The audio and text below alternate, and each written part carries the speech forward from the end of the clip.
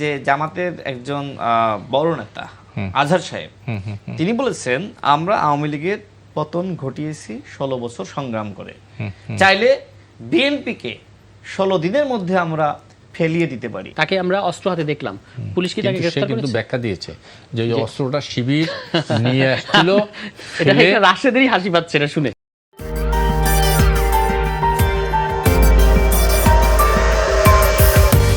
ছাত্র দলের রাজনীতির মধ্যে আপনি অনেক ইতিবাচক পরিবর্তন পাবেন, কিন্তু আমরা যে প্রবলেমটা আসলে এই মুহূর্তে ফেস করতেছি, এখন ক্যাম্পাসগুলোতে আধিপত্য বিস্তার করতেছে ছাত্র শিবির। কিভাবে জানেন? সাধারণ শিক্ষার্থী না, ওই যে বললাম না যে ক্ষমতায় বিএনপি আধিপত্য বিস্তার করবে ছাত্র দল, ছাত্র শিবির, ও সরি ছাত্র শিবির। হ্যাঁ, সেটাই হচ্ছে। মানে সেটা কিভাবে ব্যাখ্যা দিই, দেখেন চিটাং এর ঘটনা তো বলেন, আমি একটু ব্যাখ্যা দিই। দেখেন, যেটি ঘটলো আপনি নিশ্চয়ই জানেন যে ডাকসু নির্বাচনের আগে হল কমিটি দিয়েছিল ছাত্র দল, এবং ছাত্র শিবিরের হল কমিটি, প্রত্যেকটা হলে কমিটি আছে, যেটা তারাও স্বীকার করেছে। কিন্তু এই হল কমিটি দেওয়ার পরে সাধারণ শিক্ষার্থী বেশে মূলত ছাত্র শিবিরের নেতারা এক ধরনের মব সৃষ্টি করলো এবং সাধারণ শিক্ষার্থীদেরকে বোঝাইলো যে হল কমিটি দিয়েছে না, এরপরে কোন রুম গেস্ট রুম ফিরে আসবে, সুতরাং তোমরা হলে হলে এই হল কমিটির বিরুদ্ধে প্রতিবাদ শুরু করো। প্রতিবাদ কিন্তু শিবির শুরু করলো, সাধারণ শিক্ষার্থী বেশে। তো এই যে শিবিরের প্রবলেমটা, যেটা গুপ্ত রাজনীতি নিয়ে ভাই বলছিলেন যে আগে তো শিবির ট্যাগিং করা হতো, এখন তো গুপ্ত ট্যাগিং করা হচ্ছে। এখন শিবির যে প্রবলেমটা করতেছে, যেটা আমি দেখলাম যে তাদের একজন ডাকসু প্যানেলের একজন আপনার সর্বমিত্র চাকমা, তিনি বলেছেন, শিবির সমর্থিত প্যানেল থেকে তিনি ডাকসুর নেতা হয়েছেন, তিনি বলেছেন, গতকাল আমি দেখলাম তিনি বলছেন যে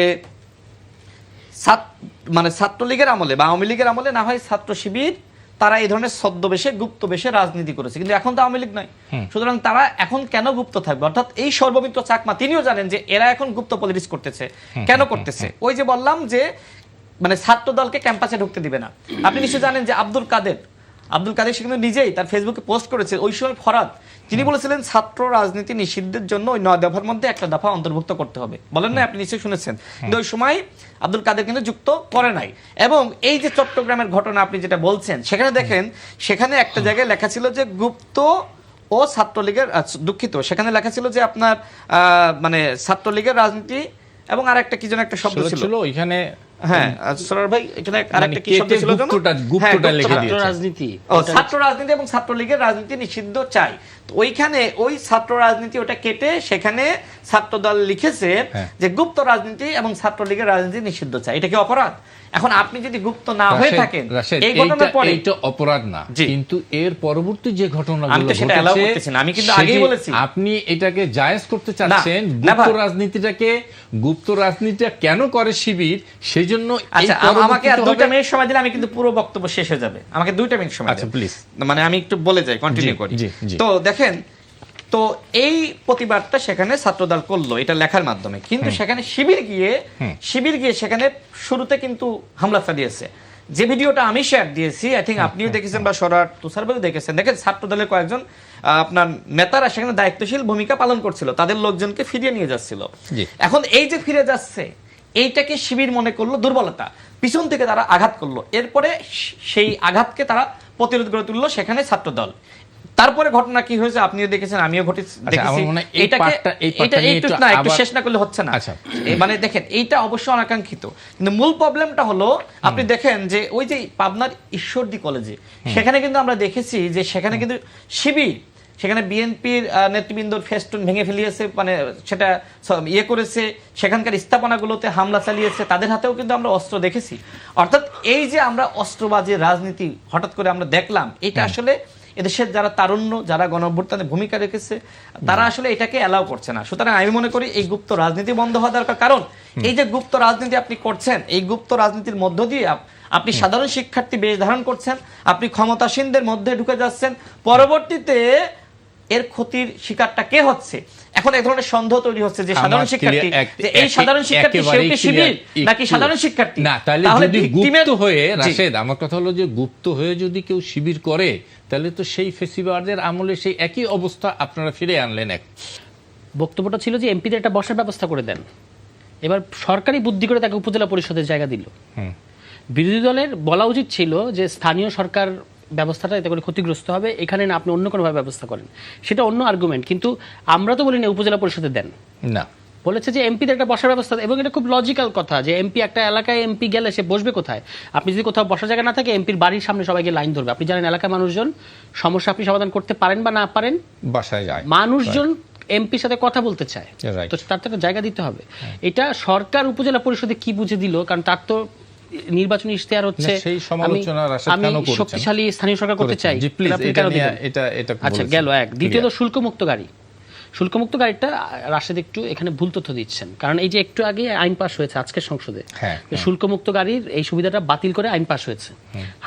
আমাদের হাসনাত আব্দুল্লাহ শুল্কমুক্ত গাড়ির কথা বলেন নাই। না, সেটা তিনি রাশেদ খানও তিনি বলেন নাই। বলেছেন সরকারি গাড়ি, সরকারের গাড়ি। হ্যাঁ, আচ্ছা, আপনি যে বলতেছেন এটা এমপিদের জন্য আলাদা খরচ, তো আপনি এই খরচ উপজেলা চেয়ারম্যানদের জন্য করছেন না? এই খরচ কি আপনি আপনার প্রশাসকের জন্য করছেন না? তাহলে আপনি একটা জনপ্রতিনিধিকে এটা করবেন না? শুল্কমুক্ত গাড়ি আপনি আইন পাস করেছেন সর্বসম্মতিক্রমে, ইটস ভেরি গুড থিং। এটা এই সুবিধা এমপিদের দেওয়া উচিত না? আপনি যে 70,000 টাকা তাকে মাসে তেল খরচ দেন, আপনি এটা 5 বছরে 12 মাসে 5 বছর, তার মানে 60 মাসে যোগ করেন তো কত টাকা হয়, গুণ করেন তো। আমি হিসাব করে দেখলাম 42 লাখ টাকা হয়। তো একটা 50 লাখ টাকার একটা গাড়ি কিনে দিলে কি সমস্যা? এটা সরকারের গাড়ি, তো 5 বছর পরে তো আপনি আবার নিয়ে নেবেন, এবং যাকে আপনি গাড়ি কিনে দিচ্ছেন তাকে আপনি আর তেল খরচ দিয়েন না। সিম্পল। স্যার, আপনি এখন এই গাড়ির পক্ষে বলছেন, ঠিক আছে, কিন্তু এইভাবে যদি আরো প্রতিনিধি আসে এবং পর্যায়ক্রমে চাইতে থাকে, তাহলে অবস্থা কি হবে? না না, আপনি প্রশাসনের দেখবেন যে অবস্থা এটা কি হবে? যেটা বেসিক, হ্যাঁ, এটা তো একটা এমপির জন্য বেসিক জিনিস। একটা গাড়ি কিন্তু এখন আর বিলাসিতা না একটা এমপির জন্য। মানে আপনি যদি শুল্কমুক্ত গাড়ি নিয়ে আসেন সেটা বিলাসিতা, অবশ্যই এটা জনগণের কাছ থেকে এই সুবিধাটা নেওয়া উচিত না, কিন্তু একটা বেসিক গাড়ি যাকে আপনি 70,000 টাকা অলরেডি দিচ্ছেন, যার আপনার 5 বছরে এমপির তেল খরচের পিছনে আপনার 42 লাখ টাকা খরচ হচ্ছে, তাহলে এককালীন আপনি 50 লাখ টাকা একটা গাড়ি কিনে দিয়ে আপনি যদি তার তেল খরচের ওই সুবিধাটা বাতিল করে দেন, একই জিনিস দাঁড়াচ্ছে। ঘটনা কিন্তু একই যাচ্ছে, তেলটা এমপিকে নিজেই খরচ করতে হবে। এটা হলো আমার কথা। ফলে এটা মানে অতিরঞ্জিত করে বলা হচ্ছে, ঠিক আছে, যদি আপনি এটার কথাই বলা হইতেছে না, ও তো এটাই স্পষ্ট করে চাইছে। নাই। ও এটা না, এখন সংসদের সময় কম থাকে, আপনাকে দেখতে হবে ওর চাওয়া আকাঙ্ক্ষাটা বুঝতে হবে, যে সে বলছে যে আমার একটা গাড়ি, আমরা বলতে বিব্রত হচ্ছি, কিন্তু একটা গাড়ি দিলে আমাদের চলাচল করতে সুবিধা হয়। নিশ্চয়ই এই কথাটা আমাদের ঠিক আপনি যেভাবে ব্যাখ্যা করলেন, এই এত ব্যাখ্যা আমরা এই শেষ পার্টে আছি, একটু হ্যাঁ, মানে আচ্ছা, পরের জিনিসটা হলো যে ইমির যেটা বলেছে রাশেদ, তো ইমিকে অ্যারেস্ট করেছে তো বিএনপি সরকারের পুলিশ, ইমিকে জামিন দিচ্ছে না তো আদালত। না, কিন্তু তারা যে নিয়ে গেছে, ডাকসুনে তারা যে ধরে নিয়ে যায়, আচ্ছা, ধরে নিয়ে গেল, ধরে নিয়ে যাওয়ার পরে আপনি এই যে এটাই হলো একটা আপত্তির বিষয়, এই যে বিভিন্ন ফেসবুক পোস্টের কারণে অ্যারেস্ট করা হচ্ছে না, এখানেও দেখা যাচ্ছে বিএনপির লোকজন ধরে নিয়ে গিয়ে দিচ্ছে, এবং হিউম্যান রাইটস ওয়াচ এটা নিয়ে আপত্তি করেছে যে আপনি আইন কি তাহলে বেসামরিক ব্যক্তিত্বদের হাতে তুলে দিচ্ছেন? এটা করা যাবে না। আপনি সংক্ষুব্ধ হয়ে লোকজন বুঝে না বুঝে নিয়ে আসতে পারে, আপনার তো একটা ফিল্টারিং থাকতে হবে আইন হিসেবে, আদালত হিসেবে, পুলিশ হিসেবে। কিন্তু বাস্তবতা এরকম যে জি সরদ, যখন এরকম মফটা হয়, একটা পেশার গ্রুপ যখন থানায় যায়, তখন কিন্তু পুলিশ যদি তাকে না আটকায়, আচ্ছা, না তাহলে ধরে, এতদিনে জামিন হচ্ছে না কেন? জামিন নাকচ করে দিচ্ছে কারা? আর তাকে তো অ্যারেস্ট করা হয়েছে সন্ত্রাস বিরোধী আইনে, এবং আপনার মনে রাখতে হবে যে সে নিষিদ্ধ ঘোষিত ছাত্র সংগঠনের ছেলেদের নিয়ে ওখানে দাঁড়াচ্ছিল, এবং ওই শেখ মুজিবুর রহমানের যে, আপনি এটা নিষিদ্ধ ঘোষিত দলের লোকদের নিয়ে যখন এই কর্মসূচি করছেন, তখন আপনাকে তো তাদের লোক হিসেবেই বিবেচনা করছে। তবুও আমি মনে করি যে এটা অনেক টু মাচ হয়ে গেছে, তাকে অবশ্যই জামিন দেওয়া উচিত। কারণ আর যাই হোক, একটা বিশ্ববিদ্যালয়ের সাবেক শিক্ষার্থীর প্রতি এতটুকু সেন্সিটিভিটি আমাদের আইন আদালত সরকারের দেখানো উচিত, তাকে অবশ্যই ছাড়া উচিত। কিন্তু এটা তো না ছাড়ার, তাকে ছাড়ছে না এই জন্য জুবাইর এবং মোসাদ্দেকের উপর মার তো আপনি মানে লেজিটিমেট হয় না, তাদের ওই অ্যাকশনটা ভুল ছিল ডেফিনেটলি, এই জন্য তাদেরকে আপনি মারতে পারবেন না। অস্ত্র যখন আপনি ছাত্রদের যখন আপনি অস্ত্র দেখবেন, আমার তো কে শিবির কে ছাত্রদল এটা তো আমার বিষয় না, বিষয় হলো আপনি পুলিশ তাকে শনাক্ত করে অ্যারেস্ট করছেন না কেন? যে ছাত্রদল নেতা, ওই এমইএস কলেজ না কি একটা কলেজের ছাত্রদলের সদস্য সচিব মির্জা ফারুক, তাকে আমরা অস্ত্র হাতে দেখলাম, পুলিশ কি তাকে গ্রেফতার করেছে? কিন্তু ব্যাখ্যা দিয়েছে যে ওই অস্ত্রটা শিবির নিয়ে আসছিল। এটা রাশেদেরই হাসি পাচ্ছে এটা শুনে। না, এটা সে বলেছে ভাই, এটা রাশেদেরই হাসি পাচ্ছে, আপনি বুঝেন। আমি তো বললাম পাবনার ঈশ্বরদীতে যেটা হয়েছে, শিবির হাতে অস্ত্র। ভাই যদি শেষ হয় তারপরে এটার বিশ্লেষণ আমি করতে পারি। আমার কথা হলো শিবির বুঝি না, ছাত্রদল বুঝি না, কোন নাগরিকের হাতে যদি অস্ত্র দেখা যায় তাকে পুলিশ অ্যারেস্ট করতে হবে, না করলে পুলিশ এখানে পারফর্ম করছে না, এটা হলো বক্তব্য। এখন সে যেটা বলেছে যে আমি অস্ত্রটা, শিবিরের হাতে অস্ত্র ছিল, সে অস্ত্র আমি পুলিশের হাতে তুলে দিচ্ছি, এটা তো হাস্যকর কথা, এটা তো বাস্তবসম্মত না, এটা রাশেদেরও হাসি পাচ্ছে। এখন এই যে জিনিসগুলো, এটা আমরা হাসলেও মূল ব্যাপারটা হচ্ছে আইন শৃঙ্খলা পরিস্থিতি অত্যন্ত নাজুক, অত্যন্ত খারাপ, মানে ধর্ষণের ঘটনা ঘটছে, খুন খারাপি। এই যে মার্চ মাসের যে হিসাব আমরা দেখলাম পত্রিকায় প্রকাশিত হয়েছে, আগের 2 বছরের মার্চের হিসাবে 28% হত্যাকাণ্ড বেড়েছে, মানে 24 মার্চ 2025 মার্চের তুলনায় 2026 মার্চের হত্যাকাণ্ডের সংখ্যা 28%, এবং এর মধ্যে রাজনৈতিক কোন্দল, অভ্যন্তরীণ কোন্দলের জের ধরে অনেক হত্যাকাণ্ড ঘটেছে। তো এখানে স্বরাষ্ট্রমন্ত্রী কিংবা পুলিশ প্রশাসন কিন্তু মানে আইন শৃঙ্খলা নিয়ন্ত্রণ করতে পারছে না। তো এটা হচ্ছে একটা মেজর অ্যালার্মিং বিষয়, এবং আরও অন্যান্য বিভিন্ন বিচ্ছিন্ন ঘটনা ঘটে যাচ্ছে, বিচ্ছিন্ন ঘটনা ধারাবাহিকভাবে ঘটে যাচ্ছে, ছিনতাই, অন্যান্য সমস্যা বা তুলে নিয়ে যাওয়া, এগুলো ঘটছে কিন্তু। তো এইগুলো আটকাতে হবে পুলিশ প্রশাসন, এবং এখানে আরও তাদেরকে শক্ত ভূমিকা নিতে হবে। আইন শৃঙ্খলা পরিস্থিতি তখনই উন্নত করা সম্ভবপর হবে যখন গণ অভ্যুত্থানের শক্তি যারা ক্ষমতায় রয়েছে, আবার গণ অভ্যুত্থানের শক্তি যারা অপোজিশনে রয়েছে, উভয় একসাথে কাজ করবে দেশ পুনর্গঠনে। এখন অন্তর্বর্তীকালীন সরকারের সময় যে কাজটি হয়েছে, সবাই মিলে কিন্তু আমরা অন্তর্বর্তীকালীন সরকারকে সহযোগিতা করেছি। এখন কি আদৌ সবাই মিলে আমরা বিএনপি সরকারকে সহযোগিতা করছি? অন্তর্বর্তীকালীন সময়ও আপনারা কেউ সহযোগিতা করেন না, সহযোগিতা করেছি। যে পরিমাণ মব হয়েছে, যে পরিমাণ মিছিল, মিটিং, আন্দোলন হয়েছে ওই রাস্তার সামনে, তখন আমরা সবাই মিলে বলেছি যে একটি নির্বাচিত সরকার আসলে আর এইটা হবে না, কারণ এই সরকার হচ্ছে সবচেয়ে ইতিহাসের সবচেয়ে দুর্বলতম সরকার। আচ্ছা, আমি একটু ব্যাখ্যা করি। তো ওই সময় তো পলিটিক্যাল পার্টিগুলো ওই ধরনের মানে আন্দোলন করে নাই, ম্যাক্সিমাম ক্ষেত্রে যারা করেছে তাদের ব্যাপারে কোনো অন্তর্বর্তীকালীন সরকার দুর্বলতা বলতে পারেন, সেটা তো পলিটিক্যাল পার্টিগুলো দুর্বলতা না। সেটাই বলছি যে ওই সরকারকে অত্যন্ত ইতিহাসের সবচেয়ে দুর্বল সরকার বলা হচ্ছে। সেটা তো আমিও বলেছি, তারাও বলেছে, আপনিও বলছেন। তো যাই হোক, এখন বিএনপি একটি অভ্যুত্থানের সরকার, আবার অপোজিশনে অভ্যুত্থানের অপোজিশন। আমি কাউকে বলছি না যে কেউ আসলে অভ্যুত্থানে কম বেশি ভূমিকা রেখেছে, সবারই ভূমিকা আছে নিশ্চয়ই। আমি এই জন্য বলছি যে দেশ যদি আপনি পুনর্গঠন করতে চান বা সংস্কার করতে চান, তাহলে আপনাকে একে অপরকে সহযোগিতা করতে হবে। যেটা আমি সর্বশেষ দেখলাম যে আমাদের মাননীয় প্রধানমন্ত্রী, কিভাবে হবে যদি সরকারি দলের মানে সেক্রেটারি নির্মূল করতে হবে বলে প্রকাশ্যে সংবাদ সম্মেলনে বলে, তাহলে সেই যে এক হয়ে কাজ করা, সেটা কিভাবে হবে? আপনি নিশ্চয়ই শুনেছেন যে জামাতের একজন বড় নেতা আজহার সাহেব, তিনি বলেছেন আমরা আওয়ামী লীগের পতন ঘটিয়েছি 16 বছর সংগ্রাম করে, চাইলে বিএনপিকে 16 দিনের মধ্যে আমরা ফেলিয়ে দিতে পারি। এমনকি প্রতিদিন গণ অভ্যুত্থান ঘটিয়ে বিএনপিকে প্রতিদিন ফেলিয়ে দেওয়া হচ্ছে।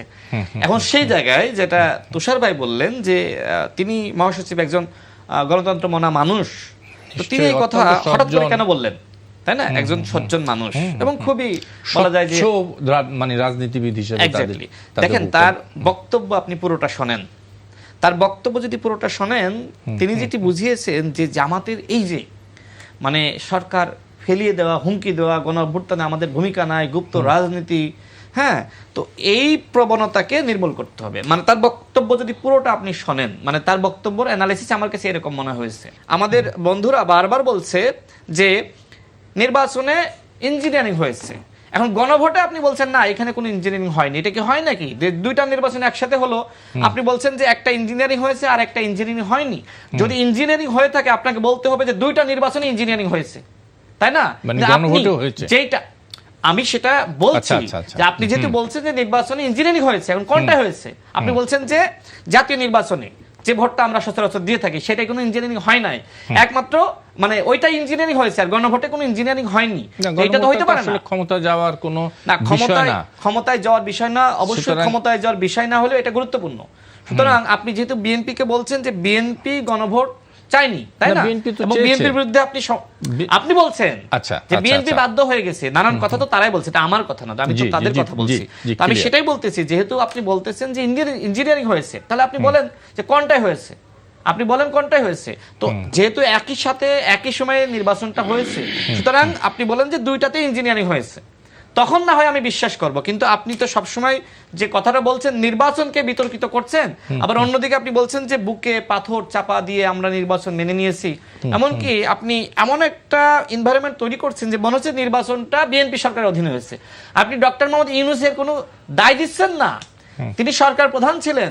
কারণটা কি? কারণ ওই সরকার প্রধানকে আপনারা সিলেকশন করেছিলেন, এই জন্য ভাবছেন যে তাকে যদি দায় দিই, দায় তো আলটিমেটলি আমাদের উপরে আসে।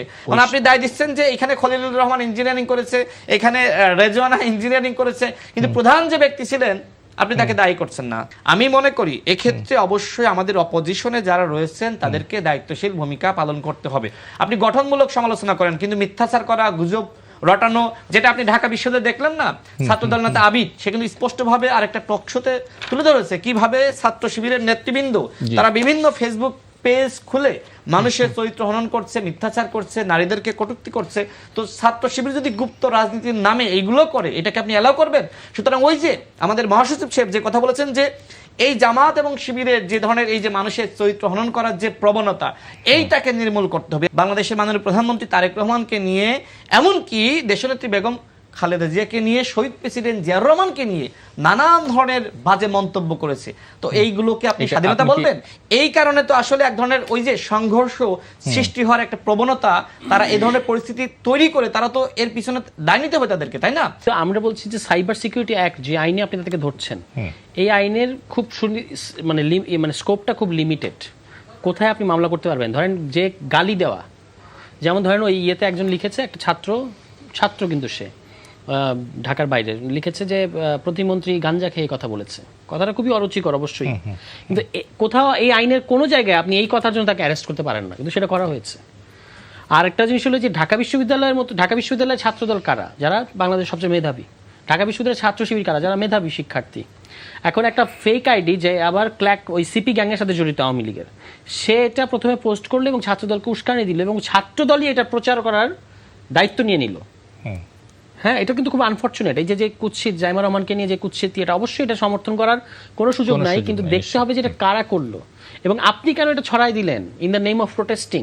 তারপর আবার আপনি যে ছেলেটাকে নামে ফেক আইডি করা হলো, ওই যে শিবির থেকে ইলেকশন করেছে, সে নিজেই তো থানায় গেছে। এটা আপনি কখনো দেখেছেন যে ইয়ে করে সে নিজে যায়? আর তার চেয়ে বড় কথা হচ্ছে যে বাংলাদেশের এজেন্সিগুলোর কাছে তো ফেক আইডির পিছনে তো একজন মানুষ আছে। তো ফেক আইডিটা কে চালায় এটা বের করা কি বাংলাদেশের এজেন্সিগুলোর আমি মনে করি 24 ঘন্টার বিষয়।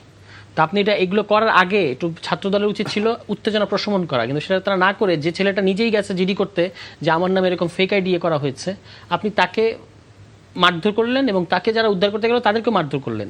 আমরা বলছি যে এইটা তো গণতান্ত্রিক কালচার না, এবং এখানে ছাত্রদলের সহিষ্ণুতার পরিচয় দেওয়া উচিত ছিল। টিল টুডে আজকে পর্যন্ত ছাত্রদলে যারা ওই ফটোকার্ডটা ফেক ফটোকার্ডটা স্প্রেড করেছে, তারা কিন্তু যখন রাষ্ট্রীয় পিআইবি থেকে এটা ডিবাঙ্ক করা হয়েছে যে এটা ফেক, এবং অন্যান্য স্বাধীন ফ্যাক্ট চেকিং সংস্থাও করেছে, এখনো পর্যন্ত তারা কিন্তু সরায় নাই। ছাত্রদলের যারা যে সকল বড় নেতারা এটাকে প্রচার করেছিলেন তারা এখনো রেখে দিয়েছেন তাদের আইডিতে। তাহলে আপনি তো নিজে এটাকে ছড়িয়ে একটা অস্থিরতা তৈরি করছেন, আপনার তো এটা ইগনোর করা উচিত।